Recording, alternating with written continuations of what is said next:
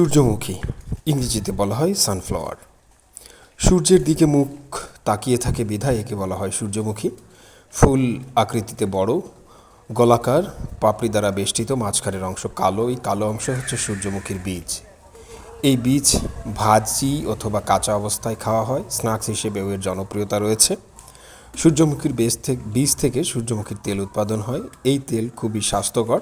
এতে রয়েছে protein, vitamin E, D, কে। এটি হৃদরোগ কমাতে সহায়তা করে, ত্বক ভালো রাখে। এছাড়াও নানান পুষ্টিগুণ রয়েছে সূর্যমুখীতে। সূর্যমুখী উত্তর আমেরিকার এর উৎপত্তিস্থল হলেও এখন পৃথিবীর প্রায় অনেক দেশে সূর্যমুখী চাষ করা হয়। সূর্যমুখীর তেল আমাদের শরীরের জন্য খুবই উপকারী। সূর্যমুখী রবি মৌসুমের ফসল, অর্থাৎ শীতকালীন ফসল। রবি মৌসুমে নিষ্কাশিত উঁচু জমিতে বীজ বপন করলে বা রোপণ করলে গাছ হয়, সেখান থেকে ফুল হয় এবং সেই ফুল থেকেই আমরা বীজ পেয়ে থাকি।